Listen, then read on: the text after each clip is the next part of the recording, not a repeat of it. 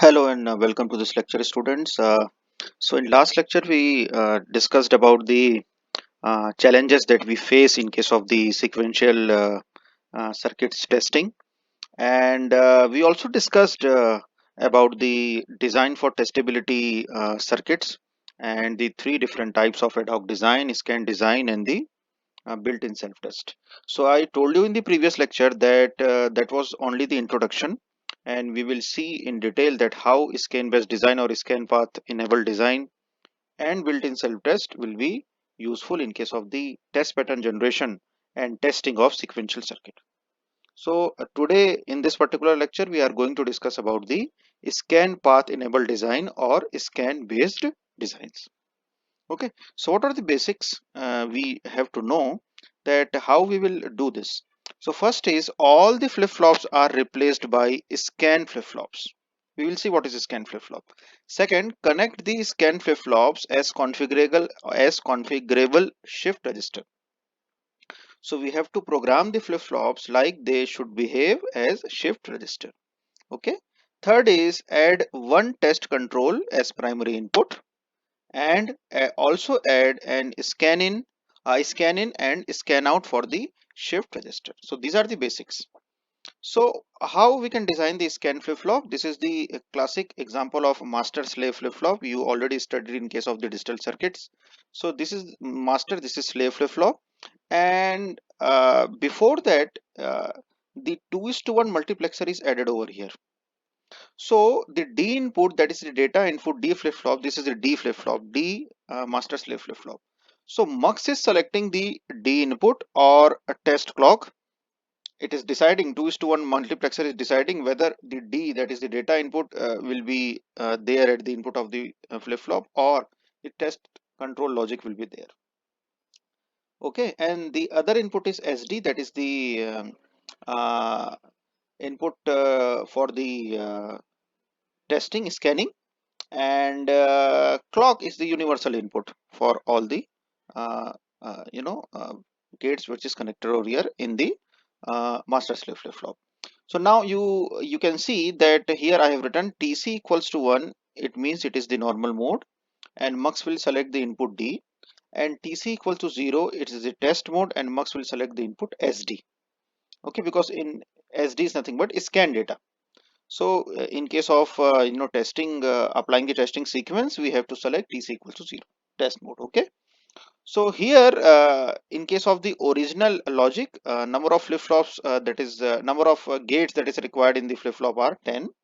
But since we are adding the scan flip-flop, so scan flip-flop is nothing but we are enabling the flip-flop with the logic of scanning by by providing the 2:1 flip-flop, or with the provision of 2:1 flip-flop, sorry, 2:1 multiplexer, 2:1 multiplexer ahead of the flip-flop.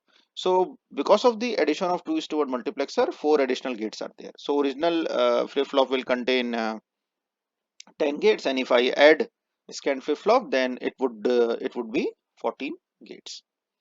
Now what is the basic design? Let us understand here. So this is the combinational logic, and this is the primary. PI stands for primary inputs, PO stands for primary output, SFF means scan flip-flop, TC is nothing but test clock, scan in means you are scanning, you are providing the test sequence, you are scanning in, and then you are reading through output, you are scanning out. Okay, so here you can see that flip-flop is serially connected over here. One flip-flop, this is first flip-flop, this is second flip-flop, this is third flip-flop, and so on. So here I have taken the example of 3 flip-flops. Now you can see that this is the test clock. Test clock is connected as the second input of the scan flip-flops. The primary input is coming from the combinational logic. So whenever TC equals to 1, this combinational logic output will be simply will be output at the scan out, and if TC equals to 0, then the scanning process actually gets a start, or testing process actually gets a start. How we will see. And the third input that is provided is the scan in. So scan in is provided to the first input. Here you can see, here it is the first input of, or sorry, the lower input of the third scan flip-flop. Now the output of this flip-flop is the output of this register is connected to the or you can say the flip-flop is connected to the uh, lower input of the second flip-flop, and then uh, in consequence it is connected to the to the third input or lower input of the primary flip-flop or primary scan flip-flop, I would say. So this is the serial kind of operation. Okay, now we will see how we are actually applying the the testing sequence and testing test pattern generation, how we are generating the test patterns for this particular logic, and what is the importance of the terms that I discussed just now. So the first input to scan flip-flop is D, that is the D input. Okay, second input is it is coming from the TC, that is the test clock, and third is coming from the scan in, and that scan in is connected to SD, that is the scan data of the first flip-flop. So three inputs are there: D input, TC is test clock, and the SD is the scan data, and scan data is nothing but it is the input of the flip-flop. So scan data is connected to scan in. So whatever sequence we are applying 1 0 1, let us say we are applying 1 0 1 0 1 1 1. So serially, bit by bit, that one is will be transferred to SD through this scan in, and then it will be transferred to second, then second flip flop, then third scan flip flop, then fourth scan flip flop, and so on. It depends how much number of flip flops you are connecting. Now, if TC equals to 1, it is the normal circuit operation, and if TC equals 0, the shift registers are selected. How these shift registers are selected? By using the 2:1 multiplexer that we are using. So if 2:1 multiplexer logic, if the select line is 0, we will enable the shifting operation. If I mean enable, what why we enable the shifting operation gets enabled, we will say. And if TC equals to 1, or the select line of the 2:1 multiplexer is selecting the 1, then we can say that the normal circuit operation will be there. So here it is serial operation, scan in and scan out. One by one the shift registers will be doing the work, and the bit which is over here, that will be transferred over here, then from here to here, and then scan out. So we can apply any input to the flip-flops and observe it at the output using the shifting operation. So controllability on and observability increases. Okay, now how this controllability and observability is increasing? Because see, we are using the scan in serially. So any input we can apply over here. So we are controlling the design. Controllability is increasing, and since we can observe the design at different instant, we can observe over here, we can observe over here, we can observe over here, we can observe over here. So observability is also increasing because we are shifting bit by bit. We are using shift registers, so we can easily recognize, or we can easily monitor that what input is coming to the scan register, scan flip-flop, or the shift register, and what output is connected to the second input of the second flip-flop, input of the second flip-flop, and then consequently input of the third flip-flop, and so on. So controllability and observability is increasing. Why this type of design? Now, since I can control the logic of the flip-flops, I can apply any input, not only to the PI. PI means the primary input, that is the combinational logics input of the combinational logic, but also to the flip-flops. Hence, intermediate logics can also be applied and observed. Second, it means in my test pattern generation, I can simply ignore the flip-flops and apply the test vectors as if I am applying it to the combinational circuit. That is the beauty, because all the flip-flops are now controllable and observable. Let me explain it again. Now see this design. I can apply the primary input. Can I apply? Of course I can apply. And because since I am using the shifting operation, see the connection over here. This is the output of first flip-flop, which is connected to the input of the combinational logic. Then the second flip-flop's output is connected to the input of the combinational logic. Then third flip-flop's scan flip-flop output is connected as the input of the combinational logic. So I can apply input here, here, here, and here. Similarly, I can observe the output here also, here also, here also, here also. So controllability and observability has been increased. Now I do not have to generate the test pattern for the flip-flops. As we discussed in the previous lecture, it is very difficult to generate the sequence for the flip-flop. because it is the memory element. Now you need to have all the test variables and all the present state and next state in order to test the sequential circuit or the flip-flops, and it will take n number of test sequence and it becomes impractical. So the basic idea is to convert the sequential design into the combinational logic or into the combinational design, for which the testing pattern or the testing sequence or the test vectors are easier to apply when we compare it to the sequential circuit. The whole idea is that. Okay, so now we can say that the test pattern generation is not for sequential circuit now, but it is for the combination circuit. Now, how the test vectors are applied? So here you can say this is the primary input, that is the PI, present state of the flip-flop or the scan register you can say.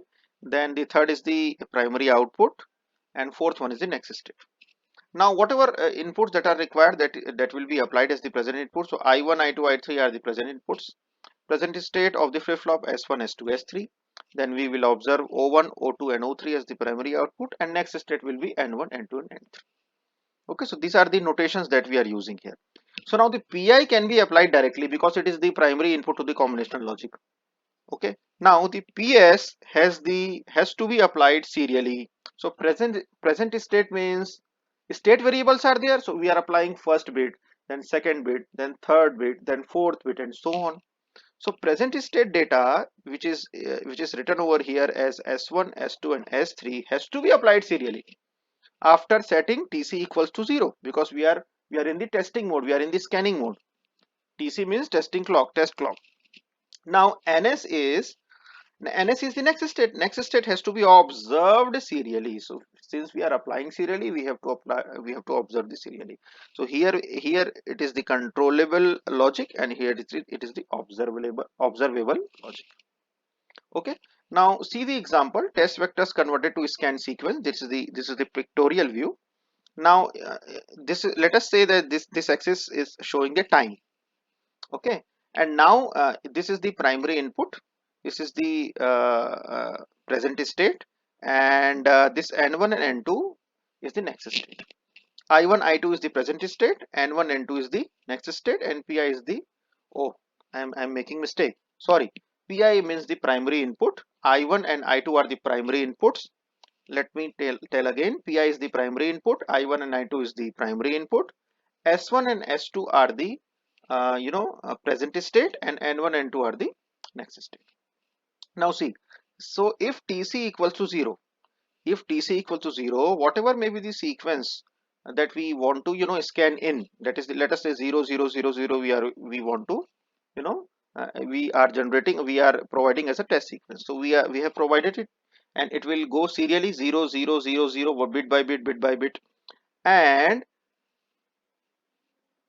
to which input it will I mean to where it will go, it will go to the shift registers. So first 0, then second 0, then third 0, and so on. So it is shifting and again moving to the combinational logic and so on.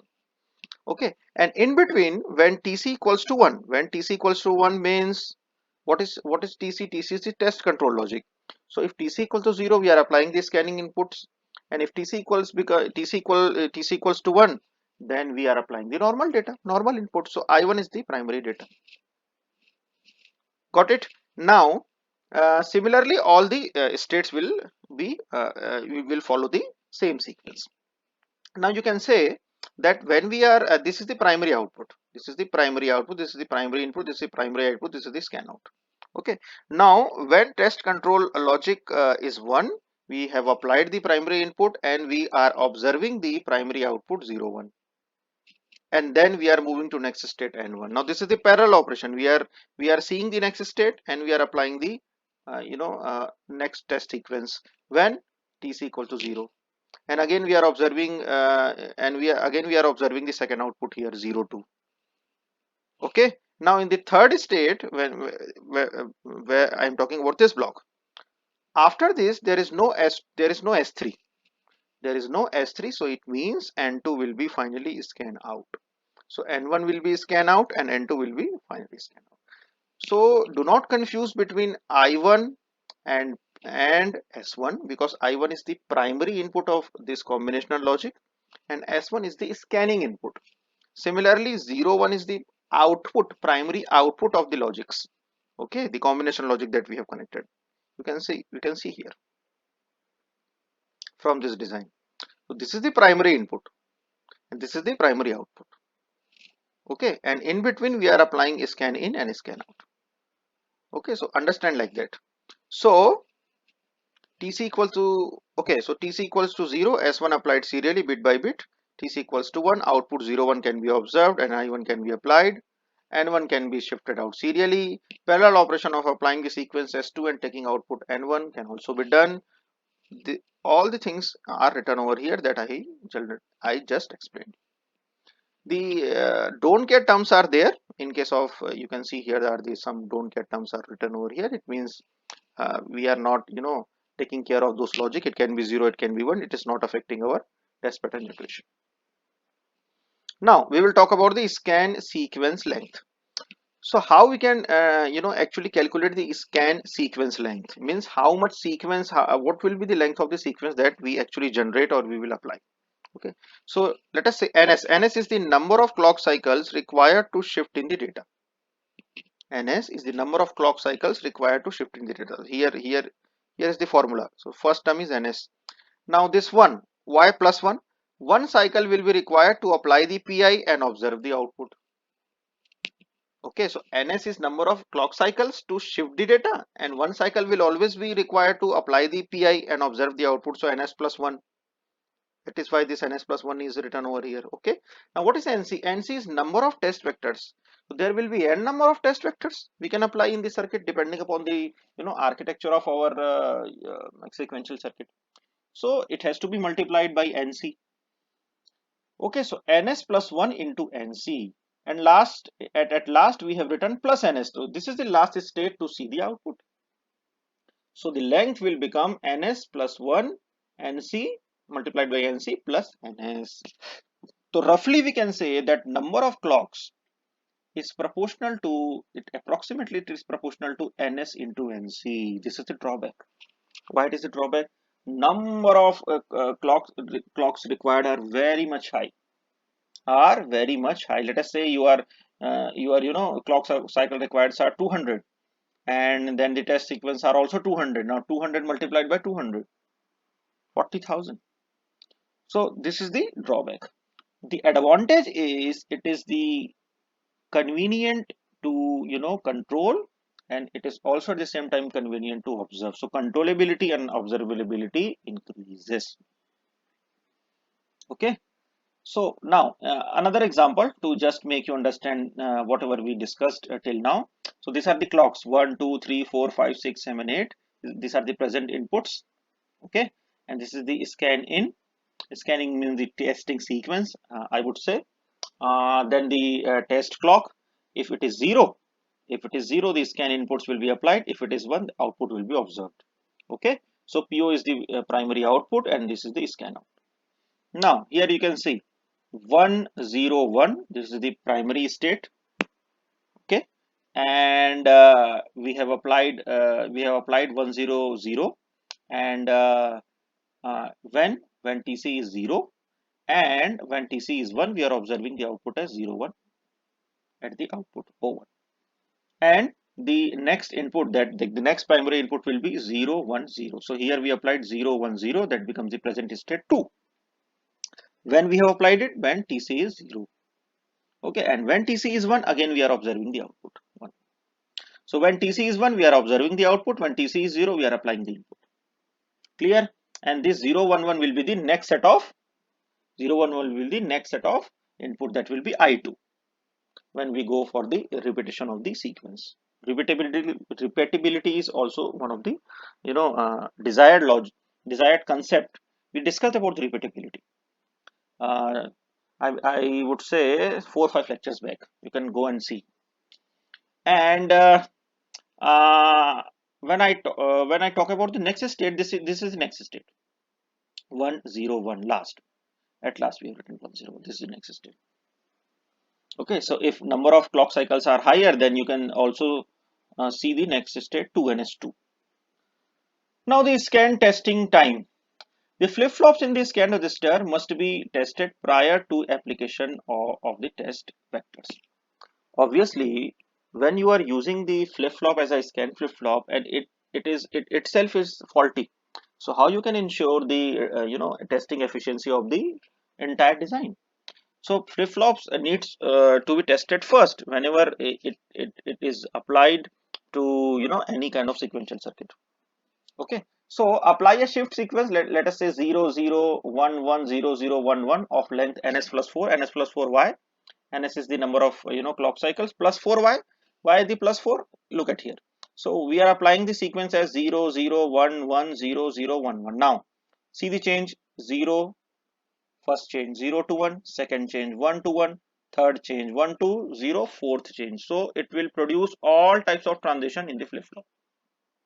So we have applied all type of transition in the flip flop, and we have seen that all kinds of logics are covered or not. So we have seen the logic of conversion from 0 to 0, 0 to 1, 1 to 1, and 1 to 0. So all the possibilities are covered. Now total scan length become, this is the earlier one, ns plus 1, nc plus ns, that I explained in the previous page. Here it is coming for flip flops ns plus 4. Okay, so for example, if ns is 2000 and nc is 500, the text length would become 10 to the power 6. That is the drawback. Length is very high, but it is actually not the drawback. Not much of the not it is not the that much of the drawback. So here it is written that not much, as the frequency of the processor is in gigahertz. So if the frequency of the processor is in gigahertz, you can imagine that 10 to the power 6 will take in microseconds of time to compute. What are the overheads?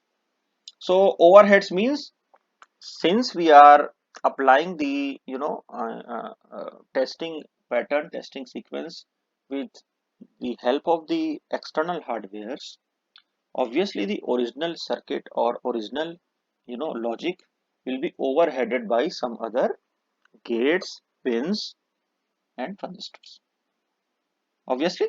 So IO pins, one pin necessary, scan in pin, TC pin, scan out pin. Sometimes you can merge it also, just in case of processor that you have seen the number of pins are merged together. Okay, RD bar WR bar is merged. So if RD bar WR bar, I'm just giving an example. So if RD bar is 0, then you can read. If WR is 1, then writing operation will be there. This is how. So area overhead we can calculate. How we can calculate the area overhead? It is Ng is the number of gates in the combinational logic, and N is the number of flip flops. So originally it was 10. I told you in the first page itself, and extra we are adding 0 4. Okay, so 4 into Ns upon Ng plus 10 Ns into 100%. If we apply this particular formula, then we can calculate the area overhead. More accurate estimation can be done by considering the layout area and scanned wires.